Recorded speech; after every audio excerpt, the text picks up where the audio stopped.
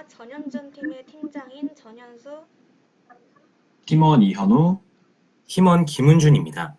저희는 한국외국어대학교 고려대학교, 경희대학교 학생으로 이뤄진 팀입니다. 저희의 팀명인 전현주는 팀원 각자의 이름을 따서 만든 팀명인데요. 전현수의 전, 이현우의 현, 김은준의 준으로 구성된 것입니다. 이번 7회 통상정책 토론대회 8강에 진출하게 되어서 영광입니다. 최선을 다해서 열정을 쏟아보겠습니다. 감사합니다. 네, 반대팀 입문 시작하겠습니다. 저희 팀은 다음의 세 가지 근거로 인해 노동, 환경 이슈를 통상 의제하는 것에 반대합니다. 첫 번째로 노동, 환경 이슈가 비관세 장벽으로 기능하여 선진국의 보호무역 수단으로 활용될 우려가 있습니다. 개발도상국이 저임금 노동력을 통해 가지는 비교 우위를 해치고 탄소 집약도가 높은 산업을 주로 영위하는 개발도상국의 교역 자체를 어렵게 만듭니다. EU의 탄소 국경 조정 제도가 일방적으로 EU의 수준만큼 탄소 가격을 유도하여 EU 역내 교역을 증가시키는 반면 여개국과의 무역을 감소시켜 보호무역으로 회귀한다는 비판을 받는 것도 이러한 이유입니다. 결국 노동 환경 이슈의 통상 의제화가 국제 무역을 더욱 왜곡시킬 수 있습니다. 둘째, 노동 환경의 책임 범위가 모호하고 영향의 측정이 곤란합니다. 실제로 탄소 발자국의 경우 직접 통제할 수 있는 배출량, 구매한 전기와 관련된 배출량, 저도방 사업에서 배출되는 모든 배출량, 이렇게 세 가지 스코프로 구분되지만 온실가스 배출량 상당 부분을 차지하는 스콥3의 경우 관련 데이터를 수집 공개하는 기업이 절반에 미치지 못하고 있습니다. 이 경우 규제 자체가 실효성을 잃거나 반대로 과도한 규제로 효율성이 약화될 수 있습니다. 셋째, 발생한 문제와 관련 없는 국가나 기업이 불측의 손해를 입어 무역 갈등을 부추길 수 있습니다. 미국이 입법한 미국의 강제노동 방지법의 경우 미국에서 생산되는 재화뿐만 아니라 무역 공급망에 해당 지역이 포함되기만 해도 처벌하고 있습니다. 이는 문제가 되는 지역의 재화, 서비스, 에너지 등을 중간재로 활용하는 것만으로도 문제의 당사자가 아닌 국가 또는 기업까지 불측의 손해를 입어 공급망이 차단될 수 있음을 의미합니다. 글로벌 가치 사슬을 의미로 차단하는 방식으로 노동과 환경 문제에 접근하는 경우 무역 갈등 그리고 고립주의가 심화될 우려가 큽니다. 그러므로 저희 팀은 선진국에 의한 보호무역, 책임 범위의 모호성, 무역 갈등 구조를 근거로 통상 의제화하는 것에 반대합니다. 이상입니다. 네, 찬성 측 입론 잘 들었습니다. 말씀해주신 입론 중에 첫 번째 근거가 이제 거스를 수 없는 시대적인 흐름이다 라는 그 예시로 위구르 강제노동방지법에 대해서 말씀해 주셨는데 이 부분은 사실 저희 측의 근거로 역이용될 수 있다고 생각합니다. 이 위구르 강제노동방지법을 보면 이 제품이 신장 지역에서 생산된 것은 물론이고 이 신장 지역에서 생산된 부품을 사용할 경우에도 미국으로의 수입이 금지되고 이에 대한 입증 책임마저 수출자가 지게 됩니다. 그렇게 된다면 사실 관세 국경 보호청이라는 곳에서 입증이 부족하다고 판단할 경우에는 해당 상품이 억류될 가능성까지 있습니다. 한마디로 타 지역에서 최종 생산된 제품의 경우에도 신장산 부분품이 그 부품이 사용될 경우에 법의 제재를 받게 된다는 것인데 이렇게 돼서 적용 범위가 극대화되게 되면은 결국 기준이 모호해지고 하지만 제재는 최대한으로 두기 때문에 부당할 수 있다는 점 말씀드리고 싶습니다. 네, 추가로 첨언 드리겠습니다. 방금 두 번째 근거에서 말씀하신 부분이 혁신을 통해서 자연스럽게 유인이 추구 할 거라는 부분이었는데 이에 대해서 바로 직접적인 적용을 할 경우 큰 타격을 개발 국가에게 줄 수 있다는 얘기를 할 수 있겠습니다. 우선 한국의 경우에는 EU에서 요구하는 EU 12회에서 요구하는 RE100이죠. 이제 재활용 에너지 100%를 달성하라는 기준에 대해서 달성하기 굉장히 어려운 게 대표적인 사례라고 할 수 있겠는데 해당 경우에는 한국 같은 경우는 좁은 국토에 주로 탄소 위주의 발전을 하고 있고 또한 이런 중앙집권적인 에너지 발전 방식을 통해서 개발자와 정기 계약이 가능한 EU하고 다르게 중앙집권적이기 때문에 RE100을 달성하기 굉장히 요원한 환경이라 할 수 있겠습니다. 이러한 경우에 탄소 배출 비용뿐만 아니라 이 환경을 개선하기 위한 제반 비용, 기술, 설비 투자라는 이중 과세, 이중 투자 비용이 발생할 수 있기 때문에 무리라고 말씀드릴 수 있겠습니다. 네, 이상으로 발언 마치겠습니다. 네, 안녕하세요. 찬성 측 송지은입니다. 반론 시작하도록 하겠습니다. 먼저 말씀해주신 첫 번째, 두 번째, 세 번째 논거에 대한 반박을 한 다음에 저희 측 논거에 대해 말씀드린 부분을 마저 반박하도록 하겠습니다. 먼저 반대 측에서는 첫 번째로 비관세 장벽, 보호무역 수단이라는 점을 언급을 해주셨는데요.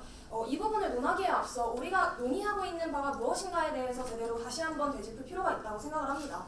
지금 저희가 논의를 하고 있는 주제는 통상의제화입니다. 지금 현상에 대한 이야기를 굉장히 반대측에서 많이 말씀을 해주셨는데 통상의제화라는 것은 현재에 있는 지금 미국이나 EU가 시행하고 있는 제도를 그대로 국제 표준으로 만들자라는 이야기가 아니라 환경과 노동에 대한 이슈를 통상의제로 올리고 그에 대한 다양한 국제적인 협의를 진행하자는 입장에서 저희는 통상의제화의 찬성을 주장한다는 점을 먼저 짚고 넘어가도록 하겠습니다. 이에 반대측에서 말씀해주신 일방적으로 진행될 수 있다라는 상황이 왜 발생됐는지를 한번 고민을 해봐야 한다고 생각을 합니다.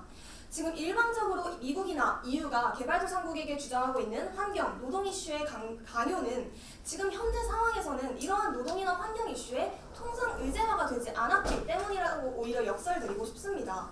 지금 개도국의 입장에서는 미국이나 EU와의 일방적인 협의를 진행할 때 개도국 입장에서 목소리를 낼 수 있는 것은 굉장한 한계가 있습니다. 이는 미국이나 EU에서 요구하는 것을 따라야 할 수밖에 없는 개도국의 위치 때문인데요. 이러한 상황에서 과연 우리가 할 수 있는 것은 무엇인가? 오히려 개도국들이 더 많이 모이고 선진국들도 같이 모여서 이들이 함께 논의할 수 있는 통상의제의 장을 만드는 것이 앞으로 개발도상국이 우려하는 보호무역 수단 혹은 책임 범위의 모호 문제들을 함께 해결할 수 있는 문제라고 생각을 합니다. 이에 두 번째 논거에서 스코프에 대한 얘기를 해주시면서 스코프 3의 범위가 모호하다라는 말씀을 해주셨는데 이 또한 미국이나 EU가 일방적으로 스코프 3의 제도를 앞으로 만들어가는 것이 아니라 환경과 노동의 통상 이슈화를 통해서 이를 함께 논의해가야 하는 문제라고 생각합니다. 이상입니다. 네, 반대측에서 답변하겠습니다. 보호무역에 관해서 이야기를 하시면서 논의하는 바가 통상의제화이고 미국과 EU를 국제표준으로 만들자는 게 아니다 라고 이야기를 해주셨습니다. 통상의제화에 대한 당위성 그리고 규범적인 차원에서 이야기를 해주신 것으로 이해하고 있습니다. 그런데 통상의제화가 현실적으로 어떻게 일어나는지도 또한 고려해야 한다고 생각하며 특히 오늘날의 통상의제화는 선진국 그리고 패권국이라고 말할 수 있는 미국을 중심으로 일어나고 있기 때문에 반대측의 입장에서도 미국과 EU를 우선적으로 고려할 수밖에 없었다는 점, 그래서 그 사례를 기준으로 선진국에 의한 보호무역 수단으로 악용될 우려가 있었다는 점을 지적했습니다. 그 점을 말씀드리겠습니다. 그리고 일방적인 주장이 왜 생겼는가에 대한 이야기를 하셨을 때 통상의제화를 안 했을 때 오히려 개도국의 의견이 더 반영되지 않는다고 하였습니다. 그런데 반대로 통상의제화를 하게 되는 경우에는 국가 간의 경제력이 외교력에 개입하게 됩니다. 안 그래도 국가의 경제력이 외교에 큰 영향을 미치는데 만약에 국가의 경제적인 이익 때문에 경제 외의 분야에서도 패권을 얻으려고 하게 된다면 환경이나 노동 분야를 레짐을 구성하는 데 있어서도 경제력에 의해서 좌우될 가능성이 큽니다. 저희는 이 점을 우려하고 있는 것입니다.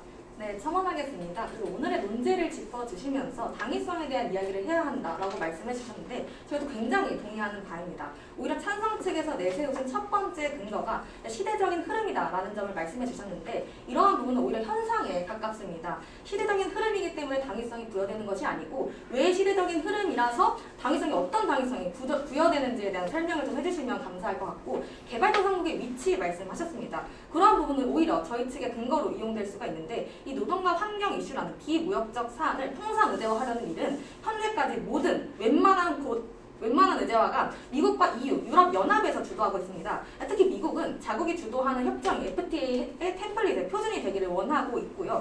결국 이런 강대국들이 주도하고 있는 것이 현실이라는 점 말씀드리겠습니다. 이상입니다. 네, 그럼 추가적으로 저희 측 답변하도록 하겠습니다. 우선 아까 미국으로 강제 노동 방지법에 대해서 언급해 주시면서 신장 지역의 생산 그리고 미국 수출 책임자에 대한 말씀해 주셨는데요. 하지만 저희는 미국으로 이 강제 노동 방지법에 대한 본격적인 좀 내용을 살펴보자면 탈강제 노동에 대해서 추진을 하고 있는 만큼 좀 더 높은 수준에서의 통상의제화를 추진할 수 있다는 점에서 그 부분에 대한 반박을 주지 못했던 것 같습니다. 그리고 보호무역 수단으로서 해결할 수 있다는 발언을 해주셨는데요. 하지만 오히려 보호무역 수단이 아닌 개발도상국의 입장에서 옹호할 수 있는 그런 입장도 사례도 존재한다고 볼 수 있습니다. 예를 들어 교토 의정서에 기반한 그런 온실가스 감축 및 그런 개발도상국에 제외되지 않은 경우에 오히려 통상의제화에 대한 가능성이 열려 있다고 개발도상국의 입장에서 밝힌 적이 있고요. 또 한 가지 예를 더 들자면 뉴질랜드에서 진행하고 있었던 화석연료 보조금 개혁 정책에 따라서는 여러 가지 개발도상국들이 오히려 더 옹호적인 입장을 보여서 이에 대한 추진력을 발휘했던 사례라고 볼 수 있을 것 같습니다. 네, 이상입니다. 네, 바로 이어가도록 하겠습니다.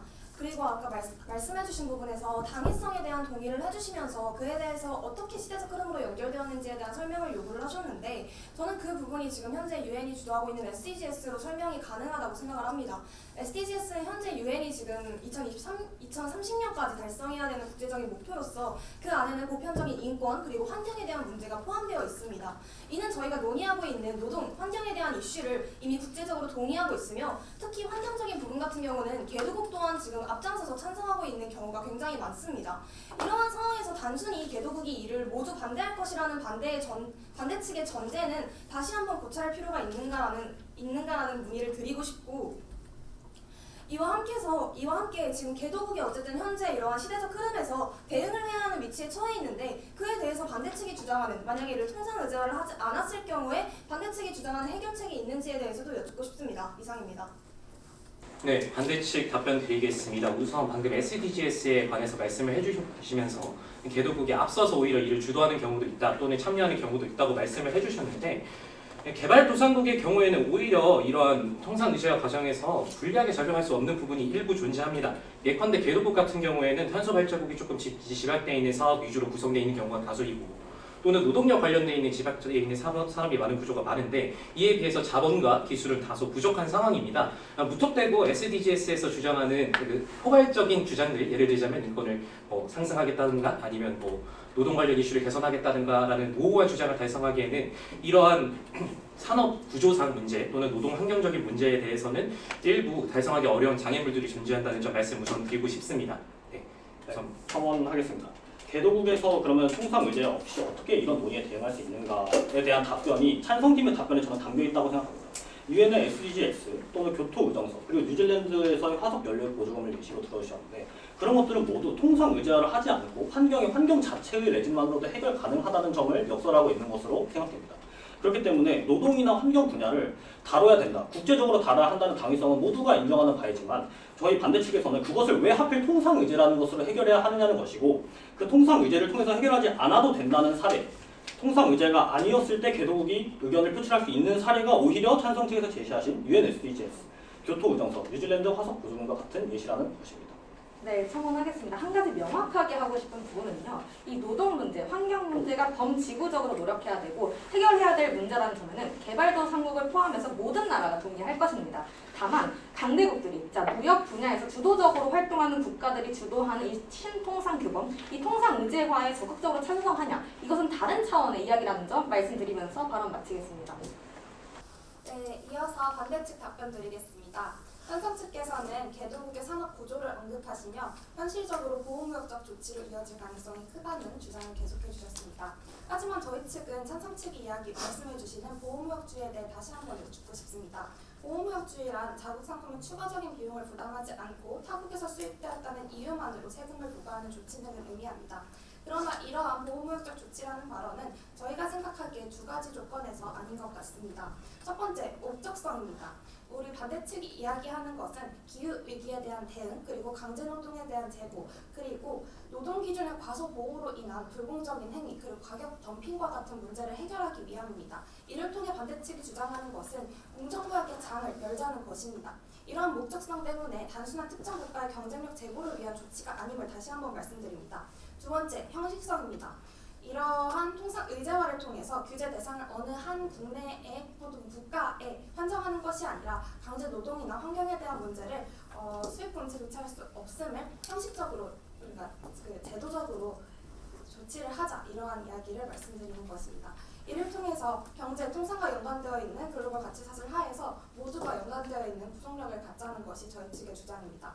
또한 그 강제성의 수단이 왜 무역이어야 하느냐, 통상이어야 하느냐에 대한 답변 드리겠습니다. 기존에는 참여 요인이 적었기 때문에 문제가 해결되지 않아 왔음을 우리가 경험적으로 깨달아 왔습니다. 그러나 경제 통상으로는 가능합니다. 왜냐하면 이는 돈으로 나라를 움직이는 것이기 때문입니다. 현재 반비례 관계에 있었던 노동과 환경 그리고 경제와의 그런 관계를 우린 뒤집어보자라고 말해보고 싶습니다. 무역이 환경과 인권을 현재는 최후순위로 고려했다면 이제는 최선은 아니더라도 그래도 고려 범위에 들어오게 하자라는 말입니다. 이를 통해서 근본적으로 지속 가능한 변화를 꾀하도록 하자는 것이 저희 측의 주장입니다. 이상 이상 발언 마치겠습니다. 네, 잘 들었습니다. 보호무역주의에 대해서 지금 저희가 계속 설전이 오가고 있는데요. 특히나 가격 덤핑 이런 근거 말씀해 주셨습니다. 자, 원인과 본질을 파악해야지 올바른 해결책을 내릴 수 있습니다. 자, 이 통상의제화의 근거로 가장 내세우는 것이 개발도상국의 낮은 노동 기준으로 인한 경쟁력, 한마디로 가격 덤핑인데 사실 개발도상국이 비숙련, 노동집약 산업에서 비교 우위를 가지는 그 이유이자 본질은 자본과 기술에 비해서 상대적으로 노동이 풍부하고 부존 생산 요소를 바탕으로 한 국제 분업의 결과에 의해서 노동집약 산업이 특화되었기 때문입니다. 따라서 낮은 노동 기준이 반드시 비교 우위의 원천이라고 볼 수 없고 이것이 부당하다라고 볼 당위성도 부족하다는 것입니다. 그렇기 때문에 무역과 노동 기준을 연계하려는 시도는 사실상 보호무역주의에 가깝다는 것이 저희의 의견입니다. 네, 정언하겠습니다. 마지막으로 이야기를 하시면서 왜 통상이어야 하는가에 대해서 기존에는 참여 유인이 없었고 그래서 해결이 잘 안 됐는데 통상은 돈으로 나라를 움직이는 것이라서 해결이 가능하다라고 이야기를 해주셨습니다. 저는 이 부분을 반대하고 있는 것입니다.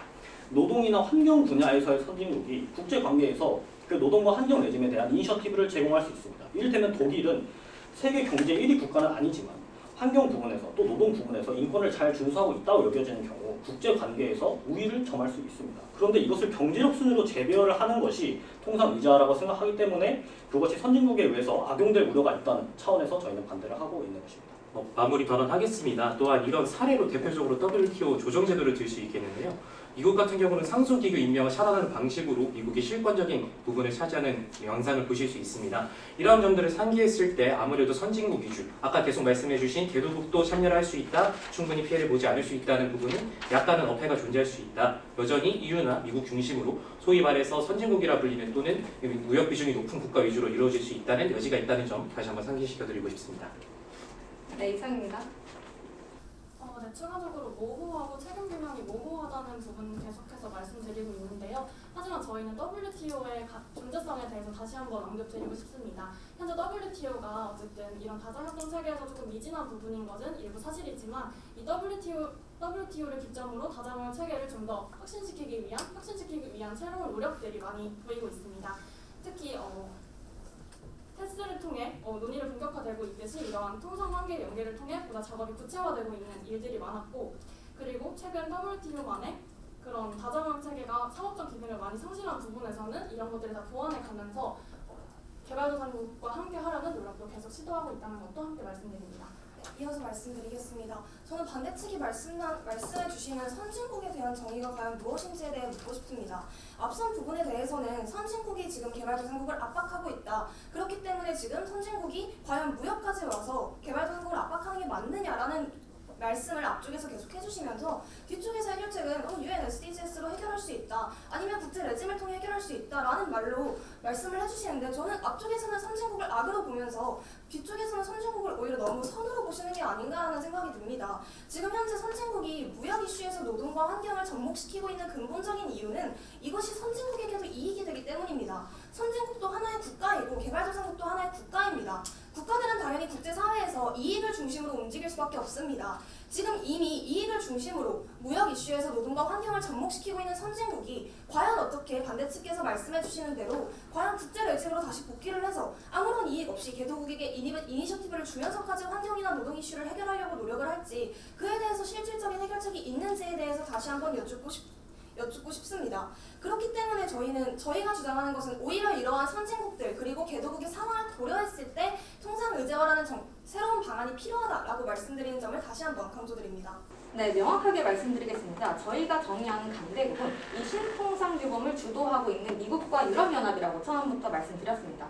방금 말씀하신 그 선진국들의 압박, 그리고 통합적으로 자유토론에서 계속 반론하신 개발도상국이 목소리를 낼 수 있다. 그리고 두 번째 인론 근거인 효과성이 있다. 이익을 확대할 수 있다. 또한 세 번째 근거인 갈등을 해결할 수 있다. 이 부분을 모두 통합적으로 반박할 수 있는 사례 하나를 말씀드리고 싶습니다. 자, 우리 한미 FTA에 대해서 다들 잘 알고 계실 겁니다. 자, 실제로 이 한미 FTA에 제2차 노동협의회에서 약간의 분쟁이 있었습니다. 자, 한국은 이 노동조합, 노조 지도자들에 대한 사법 처리가 국내법에 따라서 적법하게 잘 이뤄졌고 결사의 자유 제한에 해당하지 않는다고 설명하였음에도 불구하고 미국은 계속해서 압박해왔습니다. 자, 우리나라의 결사의 자유 제한과 노조 지도자 구속 등 이런 노동 권리와 관련된 규정 이행이 문제가 있다라고 하면서 지속적으로 압박을 해왔는데, 한마디로 국내법상으로는 합법적임에도 불구하고 무역협정 내 비무역적인 사안을 근거로 특히나 강대국, 저희가 정의하는 미국과 유럽연합에서 이 부분을 문제를 제기해서 무역 마찰을 빚을 수 있고 갈등을 오히려 양산할 수 있다는 가능성을 말씀드리고 싶습니다.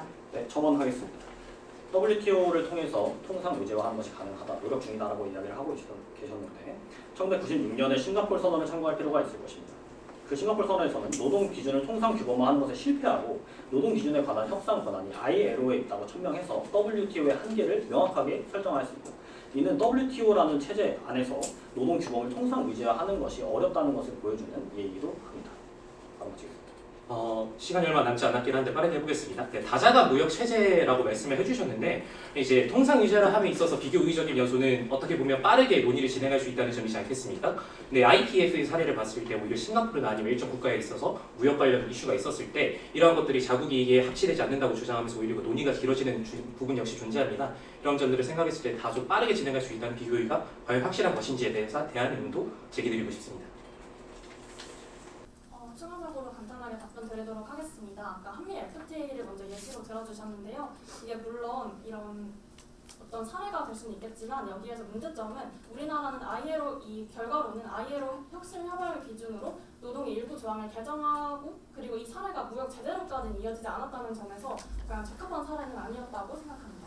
네, 이어서 발언 드리겠습니다.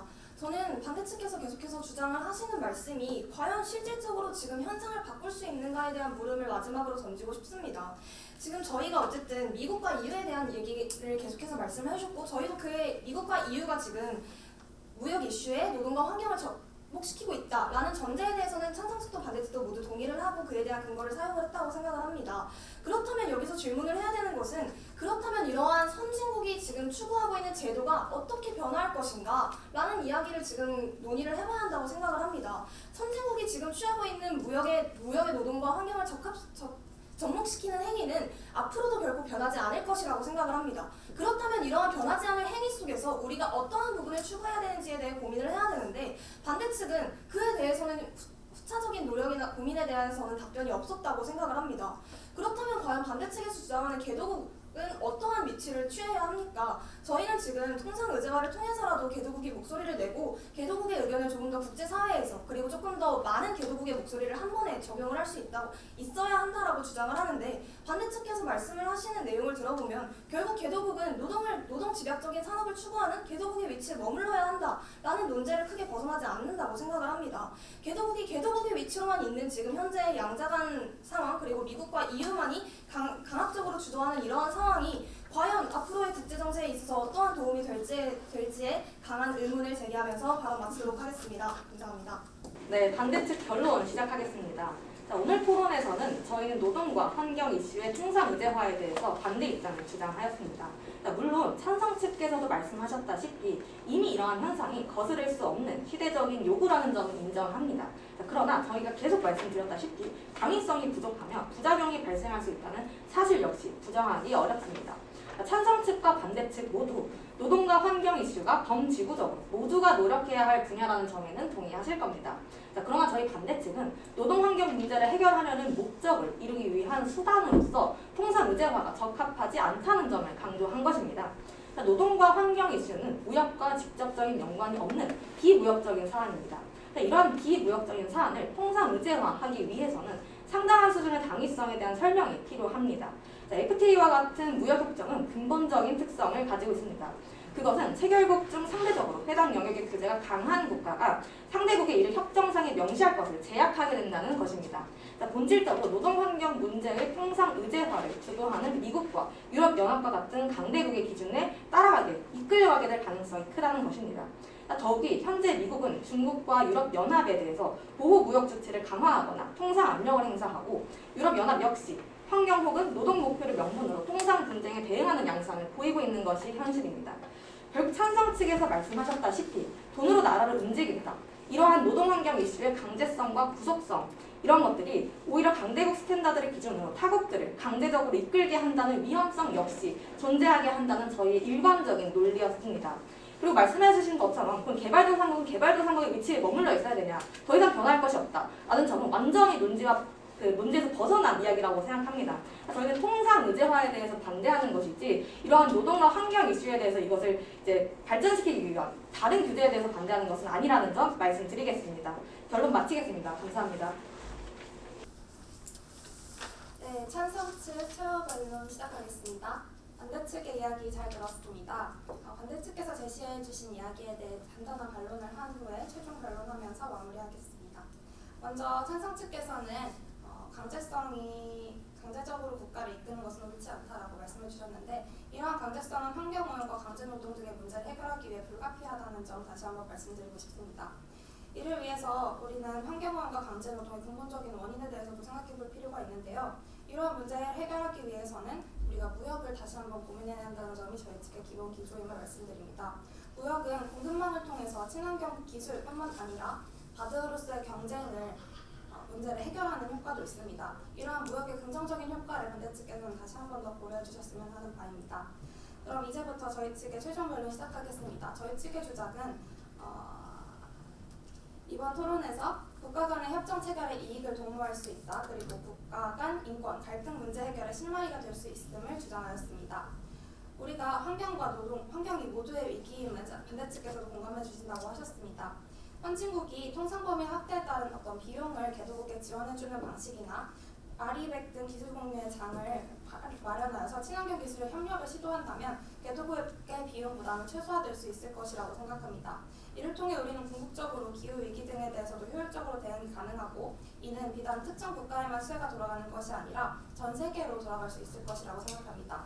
다음 노동의 통상 의제화가 되었을 때는 반대 측에서 말씀해 주신 대로 어떠한 부작용 등이 있을 수가 있겠습니다. 그러나 이러한 부작용 등 개도국의 노동 실태를 파악하는 것 그리고 그 변화에 대한 대응책을 논의하는 것을 위해서라도 노동의 통상 의제화는 필요하다고 생각합니다. 이를 통해 우리는 국제규범이나 유엔에서 제시한 지속가능한 발전 목표에 대해 공감하는 국가들끼리 모여서 합의하는 장을 만들어갈 필요가 있을 것입니다. 이상으로 최종 변론 마치겠습니다.